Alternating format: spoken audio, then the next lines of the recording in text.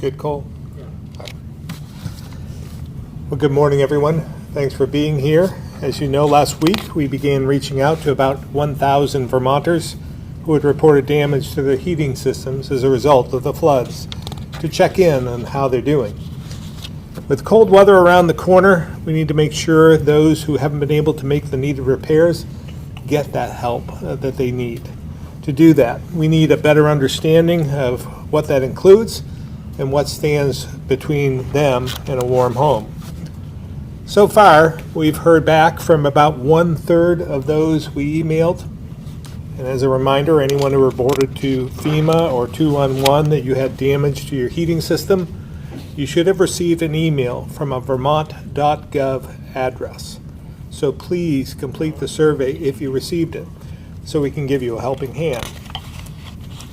Later this week, we'll start making direct calls to anyone we have not heard back from. The calls will come from the tax department, but don't worry, they're not calling to talk about taxes. They've stepped up to help us. Another example of how we work together as one team during a crisis. If you didn't get an email and you still have damage to a heating system, call my office at 828-3333 and we'll get the information we need over the phone.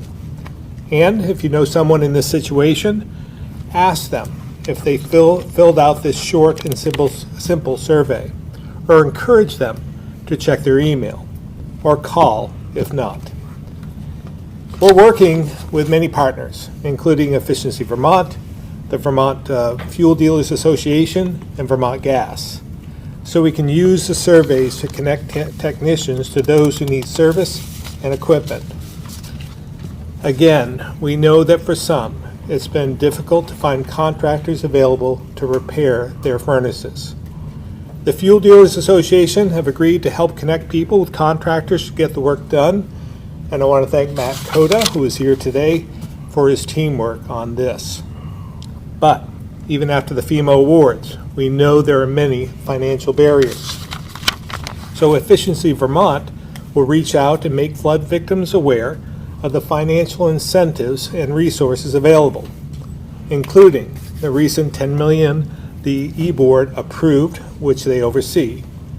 Peter Walk from Efficiency Vermont is here with us today to go over some of the programs that are operating right now to help those impacted by flooding.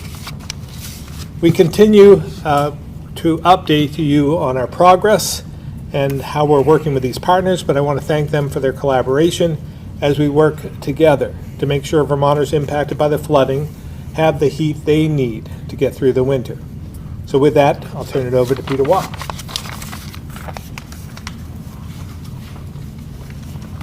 Thank you, Governor. Good morning, everybody. My name is Peter Walk. I'm the Managing Director of Efficiency Vermont. I'm happy to be here today to talk a little bit about the programs that are available to help Vermonters get back into heating and hot water and other basic appliances before winter comes.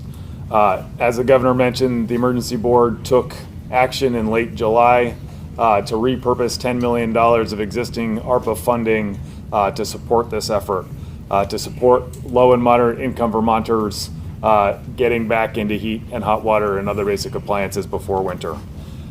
We have been working with the Public Service Department to rapidly deploy these dollars, and I'm grateful for the partnership across the board, working with our partners across the energy space to be able to get these dollars out. There are three primary components to this program. There is the $10 million that I mentioned that is focused on residential programs. Those are available to anybody who, any family making less than 120% of the area median income, and we have an easy to follow table on our website. There are programs that are focused on homeowners and tenants, as well as rental property owners. We are offering contacts through Efficiency Vermont team to do virtual home energy visits. Very simply, you can walk around with your smartphone and show us what your heating system, what your weatherization, what other aspects of your sort of energy use look like to be able to best support you. Those rebates are interact with the fee process.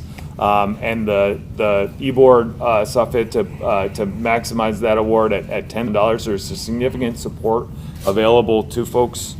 It's available for both primary and supplementary heating systems. So if FEMA was to have helped you get back into your furnace or boiler and you wanted to explore getting a heat pump or a pellet stove or another option, that would be available to you as a rebate. Additionally, through work with the Public Service Department, we were able to secure through the PUC an additional $1 million to support businesses in recovering from the flood. Though businesses are eligible for up to $1,000 per appliance or piece of equipment that they need to replace due to flooding, up to 4 appliances, so they can receive a max of $4,000. And additionally, we've been working with the Agency of Natural Resources on a program to help to ensure that there is contractor availability, as the governor mentioned, so that we can make sure that everybody is working together, because we know that many contractors have come in to try to help as much as possible, and they have other business waiting, and so we help people get into homes for the winter. I'm grateful for the governor and his team to be putting out the survey that they did that will help us understand the remaining lay of the land and who needs the support and how we can help them get back into those systems over time. Additionally, there is, as part of the grant we worked on with the Public Service Department, and these will extend further into the future, there's $5 million available to help people switch to heat pump hot water heater systems, which can help them save significant money in energy use over the course of time, as well as money to help with electric panel upgrades to allow for the electrification of heating and transportation and other things. We have been working very closely to get those monies out the door with partners, with the other energy efficiency utilities and the distribution utilities, to get those monies out the door as quickly as possible. And all of that is on top of the existing incentives that Efficiency Vermont and other partners offer, so that people can really have much of those needs met over the course of time. That's weatherization dollars, that's existing incentives for pieces of equipment. And so you can stack those resources on top of that they do not, the existing resources and that $5 and that $19 million do not count towards the $10,000 cap. We understand that many are on different stages of this journey in terms of recovery, and so there are complicating factors across the board. The FEMA process, while wonderful and great, and the folks in FEMA have been wonderful to work with, it's complicated, and it's a complicated process for an individual. We want to make sure that Vermonters are maximizing the award that they get from FEMA, and then the support from us helps to supplement that effort. So make sure you're working through FEMA and your insurance company first, and then coming to us to see what additional support that we can provide. We also know that upfront capital is a problem. And so we're working with partners to try to better understand what that need is and how we can help meet it through existing and expanded loan programs and other ways for folks to be able to access the capital they need, so that then the rebates that we offer can come in on the back end. We also know people are struggling. The scale of this challenge is overwhelming, and the number of programs that they need to access. So we're here as a resource. There are other folks who are acting as a resource. We want people to be able to work with us however they need to. That's why we're working with community partners to help be an extra layer on top of the trusted partners that are out there. I'm happy to hand it to the general here to talk further about what's going on with FEMA, but I'm happy to answer questions at the end. Hey, good morning. Couple updates for you all. Under individual assistance, we are now at $19.8 million that we've been able to provide to approve for Vermonters who requested assistance. We continue to work with Vermont on the deadline. Right now it's October 12th. So we extended it 30 days at the governor's request. And due to that, an additional 167 people have been able to apply for assistance. And of course, we appreciate your help in putting out the information. If you haven't contacted us yet, please do do so prior to October 12th at 1-800-621-3362. We currently have 4 disaster recovery centers open. We ask people to go there if they've received a letter from FEMA and have questions about it. That's a primary purpose for them, although they can also register there. The location we have in Barton will be closing today. Relatively low numbers. That'll leave us with Ludlow, Barry, and Waterbury as the 3 remaining disaster recovery centers. We're also working with the state on public assistance. And so right now we have 183 applicants. Applicant can either be a town, city, or a private nonprofit. And based upon those 183 applicants, we've already built out approximately 325 projects. That's typically based upon providing funding back for funds that are already expended that are eligible for reimbursement, or projects that need to be completed. The current estimate for the costs, I know there's always interest in that. Right now, our current estimate, based upon the damages we've received from our applicants, is around $120 million. But it's early. We continue to work with AOT, one of the largest applicants we have, as well as working with the state on the state buildings in Montpelier that obviously were impacted. The governor requested assistance under the Community Disaster Loan Program. This is designed for applicants to be able to receive low-interest loans while they await funds to come from FEMA. That has just been approved, and there will be a conversation between the headquarters, Region 1 and Cambridge, and the state on the program to lay the foundation for how that can be executed. And with the extension of the incident period, Franklin County's damages, which occurred on the 21st of July, are now considered as eligible. However, the facility that was most impacted is a waste treatment site, and so it's a lot of complications with it there. So we haven't received the determination yet as to whether they'll be qualifying for categories A through G, along with the other 12 counties. So that's yet to be determined, but we're working very closely with the state on that and hope to have the answer very, very soon. And then just a couple quick stats. We still have 352 people with FEMA on the ground here supporting the state. 5,907 people as of this morning have applied for assistance from FEMA. And for the Small Business Administration, our partner agency, they've actually had 394 loans equating to $21.9 million that they provided for assistance. So that's a quick recap of where we are at, and I'll look forward to any questions you may have, and I'll turn it over to the governor. Thank you, sir. Now I'll open it up to questions. Governor, with the potential for a government shutdown coming this weekend, do you see any need to extend that FEMA deadline once again, or do you think October 12th is it? Well, regardless of whether they shut down or not, we are considering extending it, Okay. but haven't made that decision yet. But in all likelihood, we will extend that. Governor, we've talked several times about, if there is a government shutdown, some of our most immediate needs will still continue to be met by FEMA, but it's more that longer-term planning, the long-term recovery. Can you just help us understand, and maybe Recovery Officer Farnham as well, about, or really anybody, of what that really looks like? Yeah. Well, first of all, we still don't know whether it's going to be shut down or not. We've been through this. We've seen this film a few times, and they always seem to be able to come up with something in the end. I'm hoping that's the case this time. But if not, we have practiced this drill year after year after year. So we have drawn down all the funds we possibly can to make sure that we can get through this.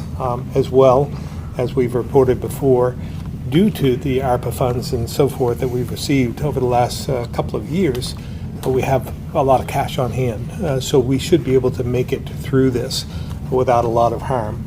But I will,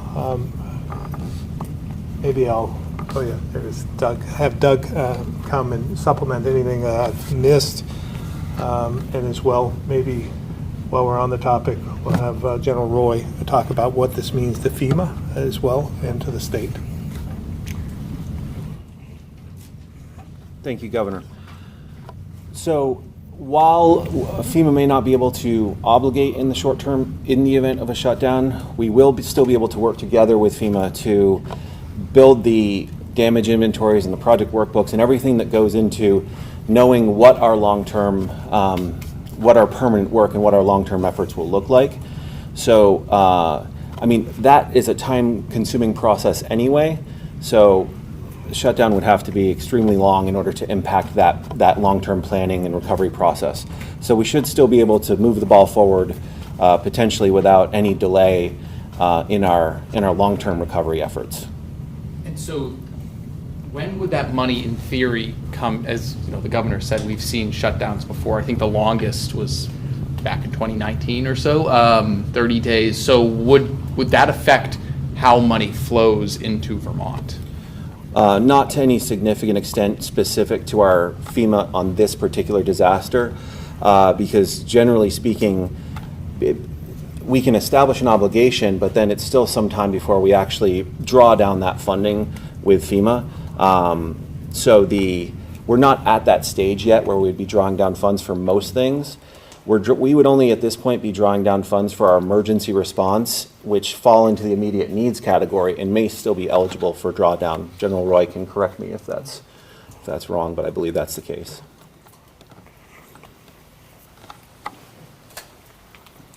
And yes, under INF, immediate needs funding, we continue to be able to support Vermont. The only thing that's on hold right now are the funds available for the public assistance program. But we are, as I said, we're really, really early in that stage. We haven't gotten projects yet to actually be obligated, so we're in a good place. All the personnel we have deployed will continue to stay. They're paid out of the disaster relief fund, which continues to have funds in it and available for us to continue our operations. Thanks. Well, while you're up there. Yes, ma'am. Can you tell us at this point how many households have been identified as eligible in FEMA temporary housing and also how many are interested Sure. in it? We have around 240-ish that have reached out to that qualify either for destroyed homes or substantially damaged. And of those, the initial population that expressed interest was 54. I think we're down to 43.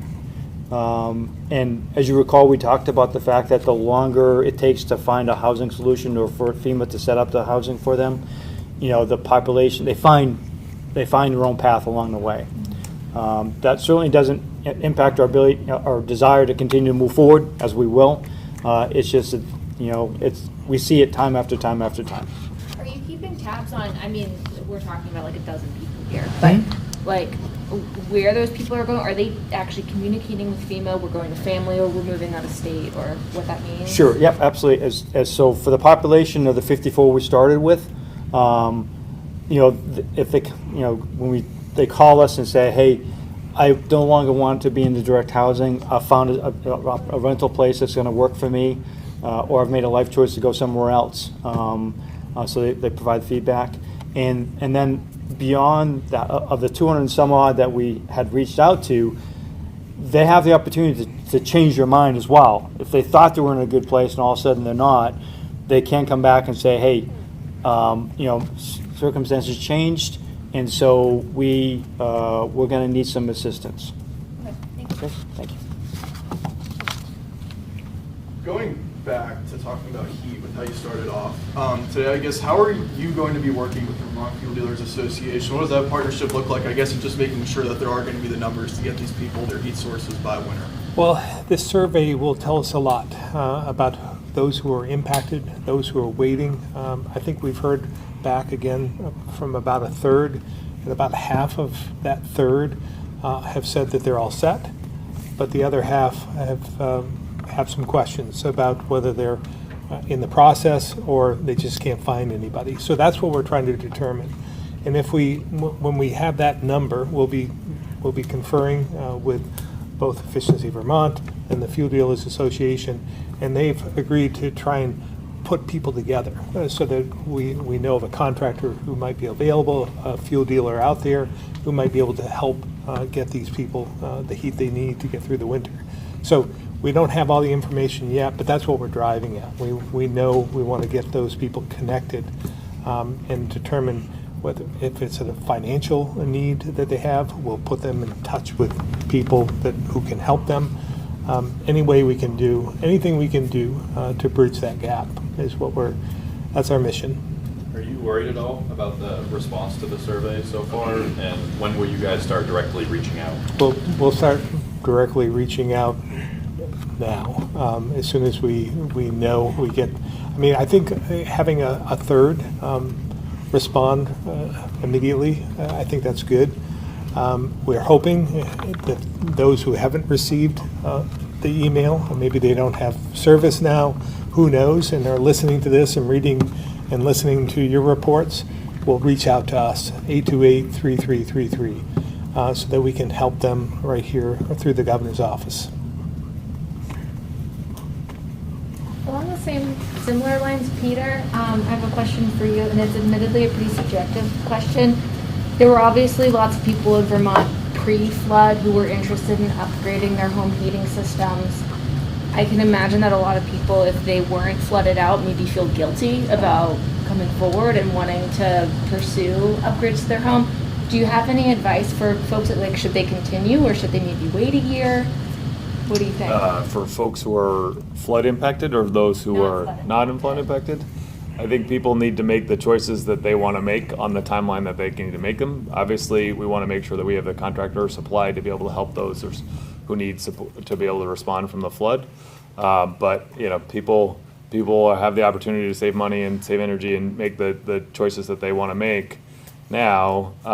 Those windows often are finite, and so they should take advantage of them while they can. And if they can get the support, then they should move forward. Maybe this is for the governor too. How is that workforce question looking? A few weeks ago, you mentioned that you were setting up a statewide, or we already have a registry. You called on others to say, "Hey, pitch in." Where do we stand, and how confident are you about the HVAC workforce? Well, I'm concerned, obviously, about our workforce in general. It's something I've been concerned about for quite some time, and the flooding event has impacted that. And we're getting towards winter now. The temperature is dropping, and I'm concerned, and that's why we reached out, and that's why we have the survey, and reached out to the Fuel Dealers Association and others to make sure that we can. There may be areas of the state who weren't impacted that may have capacity, and we just need to link them up with those in the areas that were impacted, so that they can help out. And I will see how this goes, and if we can do this with all in-state resources, that's great. But if we see that we're overwhelmed and don't have the capacity in state, we'll utilize other measures and look outside the state.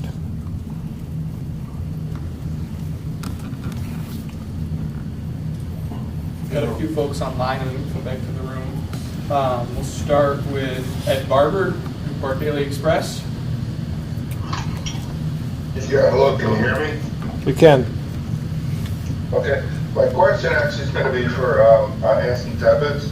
I was just wondering if there has been any type of a preliminary update on the crop damage that came about from the late frost in the springtime and then the heavy floods in July.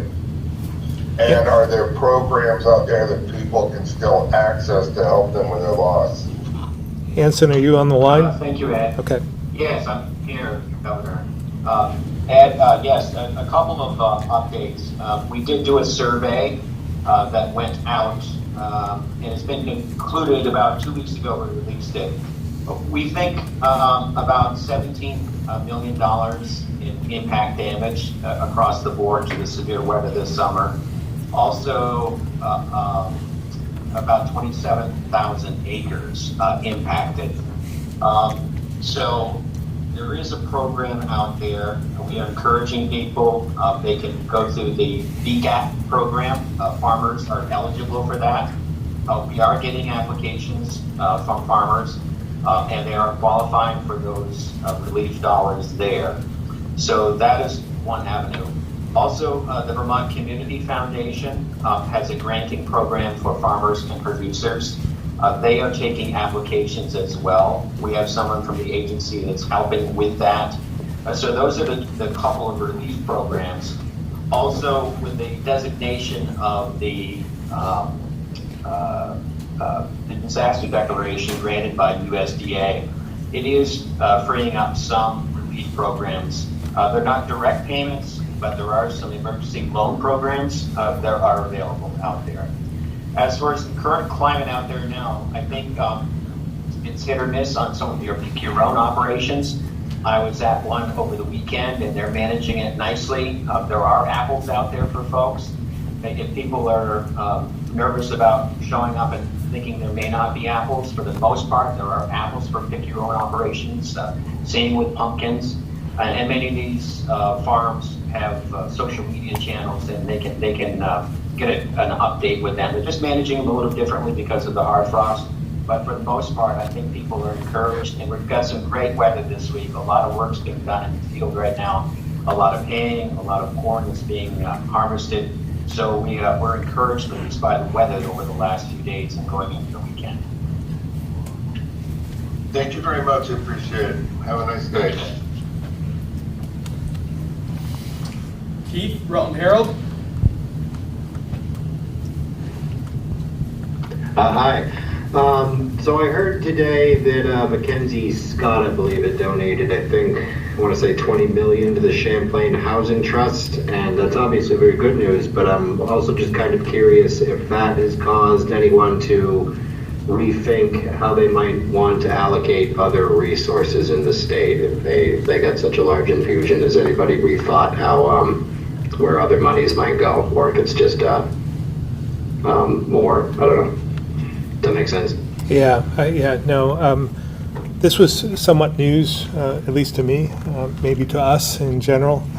This is great news, and we're very thankful for the injection of resources to help in our housing crisis. And Champlain Trust is a great, viable organization that can put the money to work.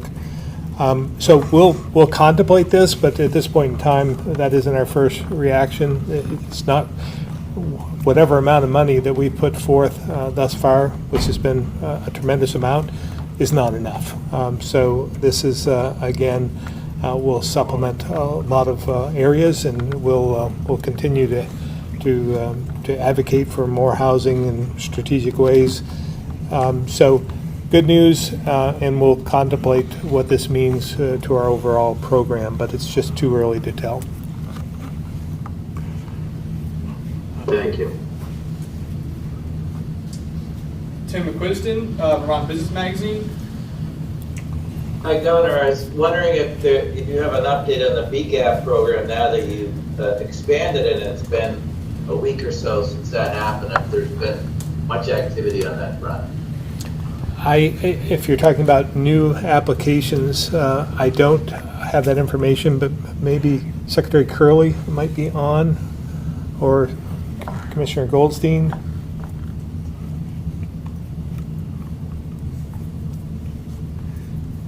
I'll just look up. Secretary Curley is testifying at the Joint Fiscal Committee right now. Okay. We can get that to you, Tim. Okay, that'd be great. Just to get an update of how things are progressing. Appreciate it. And just Thank to be clear, those who are in the program now that have had applied and received funding don't need to do anything. We'll be just updating their application and sending them a check for that difference. All right, great, thank you. Tom Davis, Compass Vermont.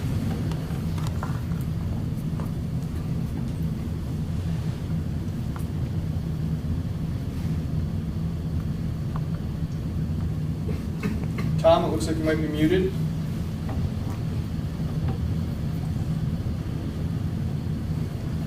All right, we'll go back to the room.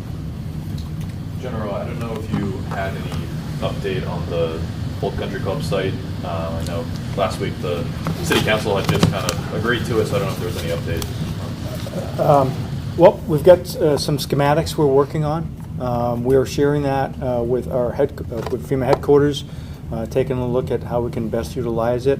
I think there's a follow-on meeting this evening, I think, with the council as well. And so we aren't in a lease yet, but we anticipate we're getting very close to that. Are there updates on other locations for the temporary housing units? The only other locations we found so far, there's one in Springfield, which has a number of sites. And, as part of our outreach to folks in the direct housing pool, we do offer them sites that are available. So even if they live in Lamoille County or Washington, we'll ask them, hey, if you're mobile and you are willing to move, we can place a site down there. Right now, there hasn't been any desire to do so, but they're not compelled to do that. So we try to keep them within, half an hour of their disaster home. You mentioned these right now are approved up to 18 months. What happens in the meantime if you're in one for 6 months, you find permanent housing? What is the future of that housing unit? Who gets that? So there are a number of options. We can either pull back and put it into our inventory, or they can, if the states approach us, they can potentially be purchased or donated. So there's a number of different avenues to go down. They take waivers, and so we work with the state and FEMA headquarters as to the best disposition. Obviously, the best thing for us to do is to versus having to move them again. If there's an opportunity for the state to have them, we look at that. Should the state desire to do so. And people don't pay rent on these, correct? So while they are in the direct housing, that's a good question. That's correct. So my phone a friend is here, and the answer is no. Do they pay utilities? Nope. Nope. Thanks. Appreciate it. Thanks, Sam. And the state is interested in those units. Noted, sir. Back to the Mackenzie Scott donation. Is there a particular way you hope to see that money spent? Well, I think it's in good hands, obviously, with the Champlain Trust. So we will give advice along the way, but I'm sure they'll put it to good use. I know the Housing Trust just took a hold of the new low barrier shelter in Burlington. Some money going in to fix that. Stuff like. Do you think that's a good use of some of that money? Absolutely. Yeah, I mean, increasing shelter capacity is going to be key, I believe. This is admittedly news to me, but I just saw that Vermont Public reported that your administration is seeking to keep spending increases next year to no more than 3%. Given the rate of inflation and just the direction of things right now, how do you see that playing out? Well, again, I think the legislature went above and beyond the last go-around, 13% increase in spending. We had advocated for 8 or 9, so I continue to be concerned about Vermonters' ability to pay and making Vermont more affordable, and spending increases of 13% just don't meet the mark, and we need to do whatever we can. Now, we haven't provided any. We want to keep it as low as possible. We have to set a benchmark in order to do that, but we'll see where we go. We haven't even begun our budget process. Okay. Do you see cuts needing to be made anywhere? We haven't begun our budget process, but we are always willing to do whatever we can to make sure we present a budget that is feasible for Vermonters and their ability to pay. Is the state planning on implementing any hiring freezes for state workers or, COLA freezes? We can't fill the positions we have, right? I mean, we have 10% vacancy rate now, so we are going to continue to try and hire, even if there, and I'm not saying there is, we haven't even contemplated that, but we still need people to fill positions that are critical. Do you have any sense of what the federal match will be with some of the FEMA funds? I know it depends on the pot of money, and that's probably going to wind down from some state funds. What do we know about the federal match? Well, the federal match at this point in time is 25%. If we hit a certain threshold, I think it's 111, Yes, sir. 111 million, then we go to 10%. I feel as though that's going to be an easy threshold to exceed. So I believe we're going to be at the 10%. I know Senator Sanders has advocated for no match, but I'm not sure. I don't know if that's feasible or not. But we will, if he's able to do that, that'd be great. But I believe it'll be 10%. Anything I should add to that, Doug? I would say that there are just a few programs that stay at the 25%, but from a financial perspective, the vast majority will be in that 10% match category. And then for municipalities, we have the Emergency Relief Assistance Fund, the ERAF fund, and so then they don't pay that full 10% based on their planning status and other factors. They pay a part of that 10%, and the state pays part of it. So I think we have a lot to figure out the match situation, but I would agree with the governor that 90% threshold should be easy to cross. However, it won't be crossed officially for a little bit more time because it relies on the obligation with FEMA, and that's a process that we have to go through still. So you don't have any sense of what that number, that match could be as of yet? The only thing I would say at this time is that in general, the amount of damage, the amount of resilience work we want to do, this is on the same size and scope as Irene. So I think it's in that same ballpark, but beyond that general statement, I don't think I have more detail. Governor, you had mentioned weeks ago at this point, working with the congressional delegation to get some special appropriations, particularly for the north end of Barry. Do you have any update on No that? updates at this point. I think they're trying to get a budget passed at this juncture, but that's still on the table, hopefully.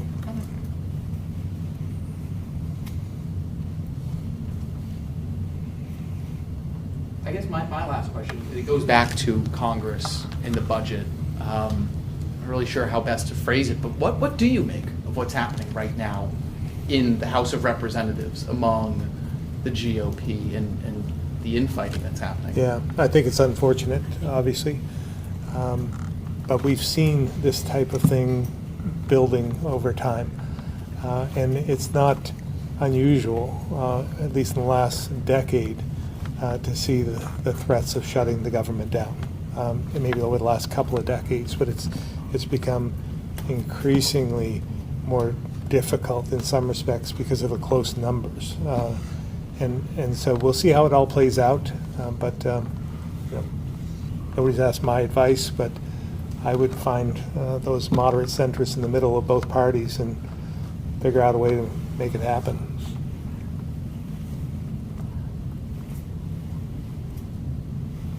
All right, thank you all.